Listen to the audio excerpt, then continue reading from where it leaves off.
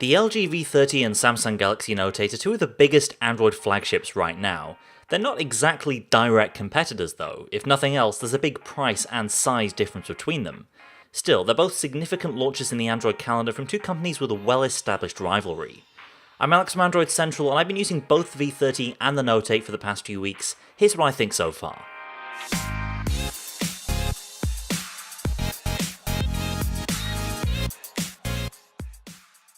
Some housekeeping before we get underway. The V30 I've been using isn't final hardware just yet, so we're going broad strokes in this first comparison. Remember, things can change between a pre-production phone like the one I've been using and a final boxed retail product. Although LG attracted some criticism for aping Samsung's design language with the V30, these two phones look and feel dramatically different once you get them in hand. The Note is tall, heavy and chunky. The V30 is wider yet slimmer and lighter, with more of a curved organic feel. LG's phone is infinitely easier to use in one hand, even with its relatively large 6-inch screen. The fingerprint scanner is way easier to reach too, and the phone itself is nowhere near as tall, making reaching the notification shade less hazardous. That said, Samsung has a really decent one-handed mode, although it's not enabled by default. Both phones have excellent build quality on account of the very similar materials used to build them. The Note feels more substantial in the hand, a lot of that is just the extra weight, but I also appreciate the more angular corners of Samsung's phone. There's also the fact that you're dealing with the very overt curve on the screen of the Note 8 compared to the ever so slight angle of the V30's display. That's mostly a matter of personal taste though. So on the whole, it's kind of a draw in terms of design. I prefer the stark, slab-like look of Samsung's phone, but I really appreciate the greater ease of use that LG's more ergonomic design gives me. I do think the sheer height of the Note is going to be a deal breaker for some people though, whereas the V30 is more of just your standard big phone size that so many of us are already used to. The displays of these two phones offer you more of a clear-cut choice, once again in terms of size if nothing else. The Note 8's proportions are a bit taller, with an 18.5:9 aspect ratio as opposed to the V30's 18:9. Still, the jump from a 6-inch screen to the Note 6.3 is palpable. And this comparison underscores why Samsung, for the moment at least, remains the king of OLED in smartphones. Not only does it have an eye-searing 1200 nit daylight mode that gets activated in very bright conditions, but it also adapts better to darker situations. The Note doesn't crush shadow details like the V30 screen does. I don't want to talk down LG's POLED panel though. In most situations, it's great, and a marked improvement on the G6. The only problem for LG is that the Note has arguably the best screen in any phone. Audio is yet another point of contrast. LG has its fantastic quad DAC built into the V30, which brings some added punch to wide audio. That's something you'll miss out on the Samsung side, and actually a feature that's unique to LG among all its competitors. Elsewhere, it's kind of a wash. The bottom-facing speakers of both the V30 and Note 8 are nothing special, but at least both come bundled with decent quality earbuds. Samsung gives you AKG-tuned buds, whereas LG's partnered with B&O Play. Overall, in the audio stakes though, it's a win for LG thanks to that quad DAC. LG has also managed to fit wireless charging inside all V30 models this time around, not just those sold in the US, which brings it up to speed with Samsung, a company that's included this feature in all its flagships since 2015. There is one truly unique hardware feature that's still exclusive to the Note though. That, of course, is the S Pen. No one's even trying to compete with Samsung anymore when it comes to a stylus on a high-end smartphone. For me, the use case for the S Pen hasn't really been about drawing or note-taking, but rather using it in a way that I'd use a trackpad or mouse on a PC. Samsung's built out a ton of proprietary features around the S Pen, many of which are great, but for me, it's the precise input that it gives me that has the real value. That's something that only the Note can offer. As for LG, it's gotten rid of the old second display from earlier V-series phones, instead replacing it with this floating bar, and like I said in our initial review, I'm not a huge fan of this. The options there aren't massively useful, and it animates too slowly to really save you any time, but at least it's easy to turn off. On the inside, both phones offer very familiar spec sheets. Snapdragon 835 and both in the US. Internationally, Samsung uses its own Exynos equivalent, 64GB of storage as standard, and 3300 mAh batteries. Samsung's ahead on RAM with 6GB to the V30's 4GB, but I don't feel like there's a huge advantage there for the Note in day-to-day performance. Maybe it's a little better at keeping apps in memory, but the difference is tiny. The bottom line is that both phones are really strong performers. Even battery life is pretty much identical across both models. Despite the larger display of the Note 8, it has mostly kept pace with the V30 throughout my daily usage patterns.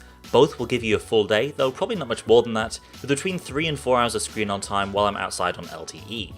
Both phones are IP68 rated as well, meaning they're sufficiently water resistant, good enough to survive a dunk in the sink or to be used outside in the rain.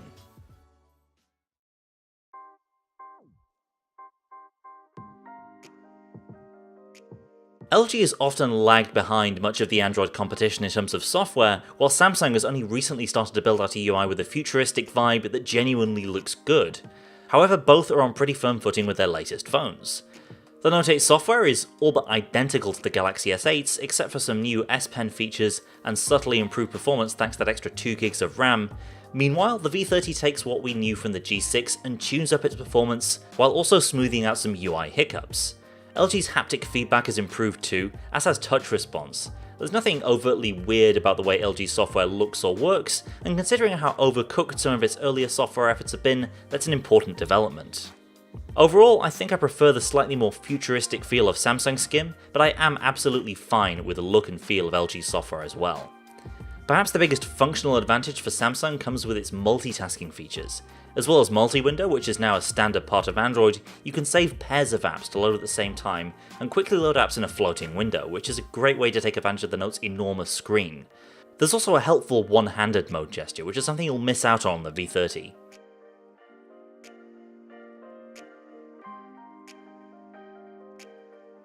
And finally, the one area where the differences between the V30 and Note 8 really show, the cameras.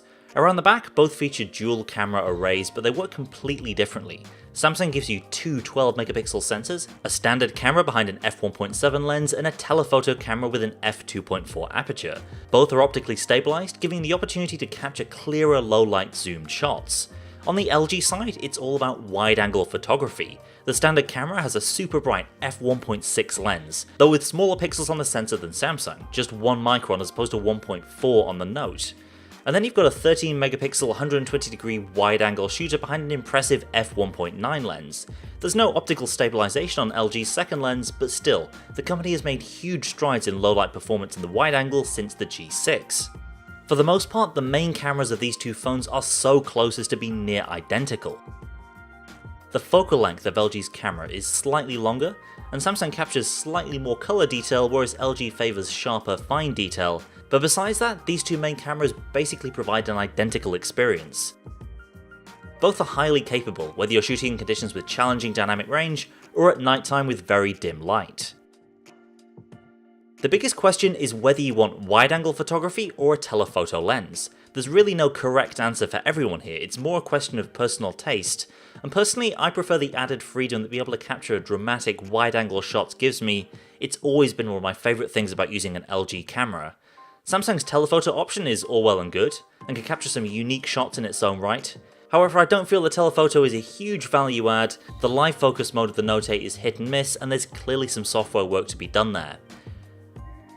LG also has some unique video features loaded on the V30, the most promising of which is the new LG Cinelogue mode, which captures footage in a way that lets you bring out more shadow, highlight and colour detail when you process it later. The Note 8 is a capable video camera in its own right, with impressive software stabilization, but if you're going to process your video in Final Cut or Adobe Premiere, you'll find LG's shooting mode will give you more freedom and likely better looking footage at the end of it.